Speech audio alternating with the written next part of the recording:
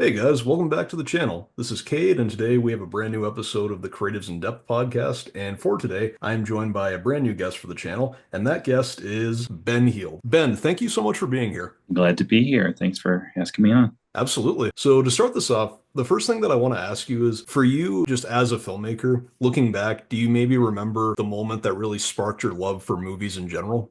I've been doing this a long time.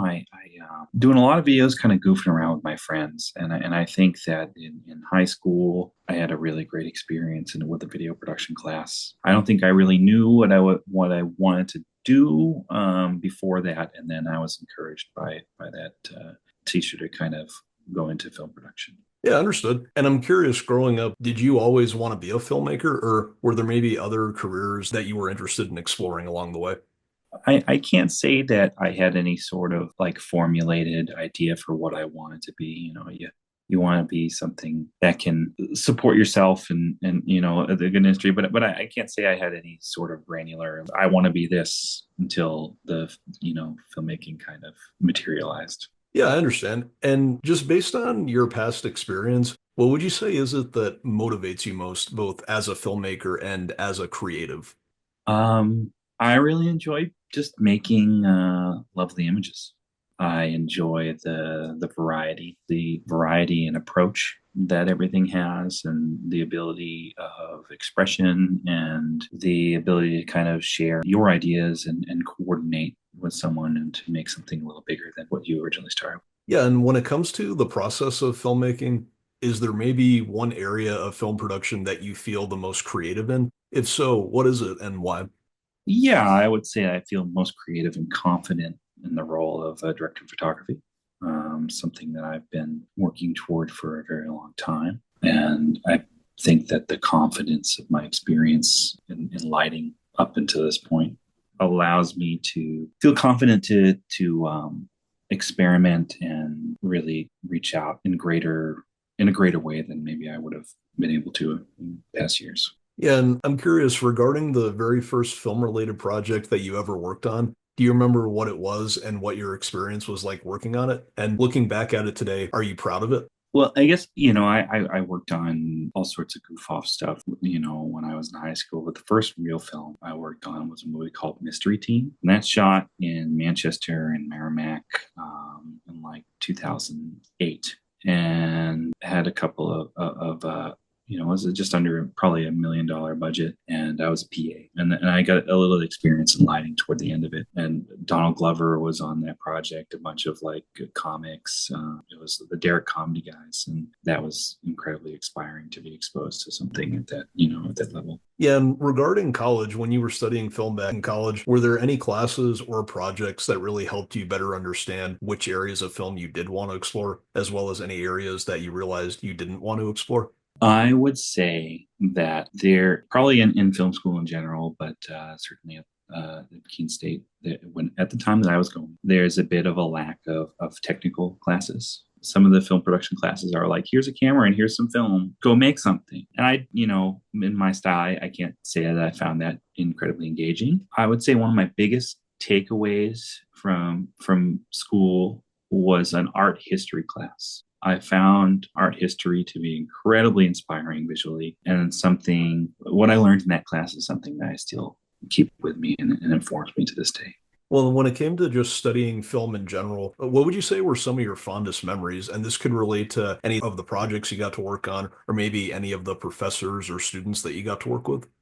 Yeah, I mean, there were great professors there. I'm very, very glad for my experience with them. I had some great friends. There are several of my classmates that I still work with today that I bring onto my crews when I'm doing larger movies. Just the social aspect, really. I find that I think film school in general is kind of what you as a student take away from it.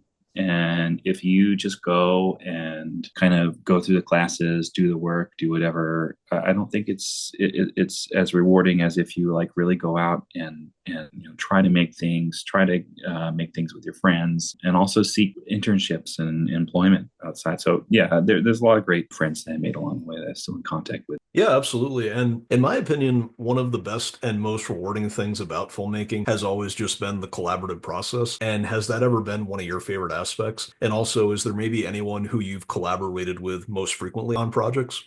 Yeah, I think collaboration. I think the one of the best aspects of filmmaking is collaboration. I think that you can take, one person can write something, and one person can take it and shot list it, and then the production designer gets in it. And when you have all these people collaborating on specifics, you create something that's much greater than what you could have by yourself. And I think that input and good collaboration, honest and good-willed collaboration makes things much better.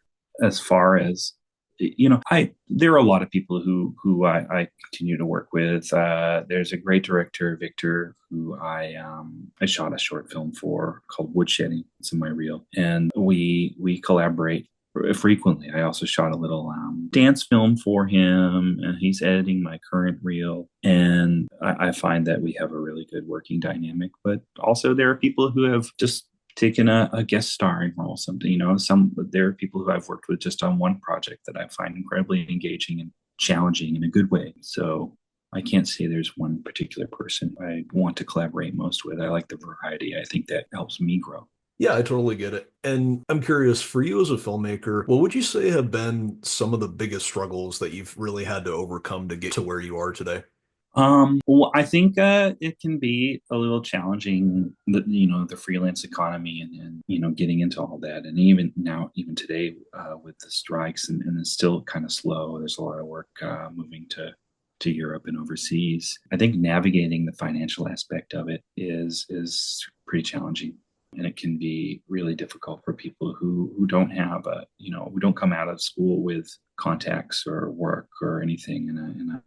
It's that's probably the most challenging part of it, is sustaining yourself. Yeah, I totally get what you mean. And as both a filmmaker and a storyteller, does creativity ever help you when you're in a bad place? Specifically, has there ever been one particular time in your life where creativity really helped you? Yeah, I mean, creativity as a skill, thinking creatively, it touches nearly every aspect of our lives. I think that approaching anything in a creative way, allowing something to spark your creativity is really positive, and having that as a tool in the toolkit is really important. As far as a particular instance, I can't recall something off the top of my head right now, but it's a daily occurrence. It's that spark is there always, and the ability to look at actions and situations in a different way is helpful in so many aspects.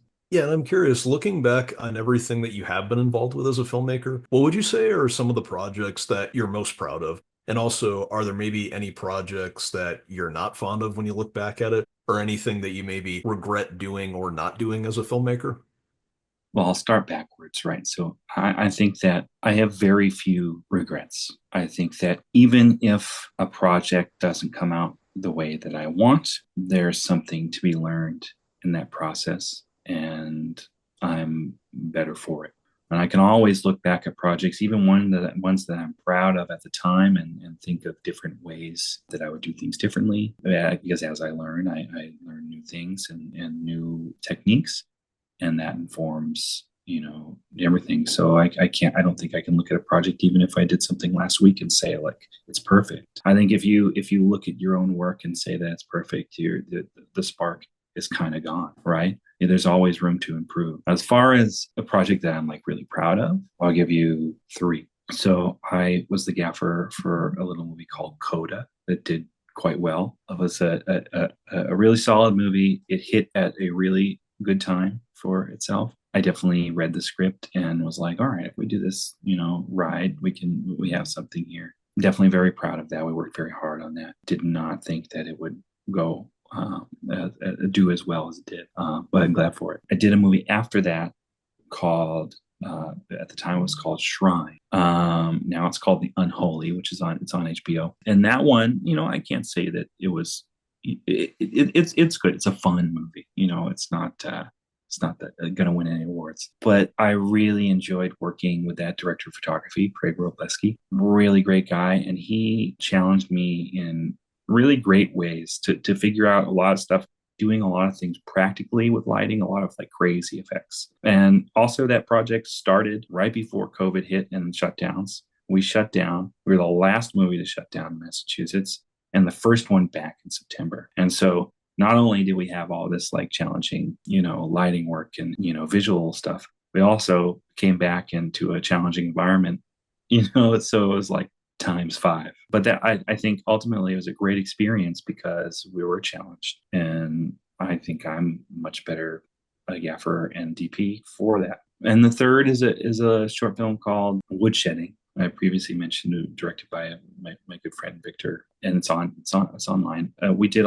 that one. I really felt that we experimented and did a lot of really fun practical lighting, and I'm really happy with the shots. I don't think that we followed the standard like coverage formula. I think everything was very meaningful, and I'm very proud of it. And we pulled off a really cool kind of headlight lighting shot with a couple of lights on the dolly that I'm still very proud of. Yeah, I totally get what you mean. My next question is, as a filmmaker, if it hasn't happened for you already, what would you say would be your dream project and why? I, as a director of photography, I feel like I need to be kind of a multi-tool. I need to fit into someone else's vision a lot. For me, I think, in that capacity, a dream project would be just something with a good amount of funding, where I have a great crew, and that has really great opportunities for beautiful imagery. And that always starts with a well-written script. So if I can get on a project with all those things, that would be my dream project. Yeah, I understand. And to close us off with my last two questions, so looking back on everything that you have been through, would you say that being a filmmaker is not just what you want to do with your life, but do you think it is what you're meant to do with your life also? I'm big on the idea that we assign meaning to things. I don't really kind of subscribe to the things that we're meant to do. I think that I've found a great niche, that my way of thinking and my creative happiness work well in this industry, and I'm very happy to continue. I'm happy I'm where I am. So I'll definitely look forward to hopefully a long career with lots of fun challenges.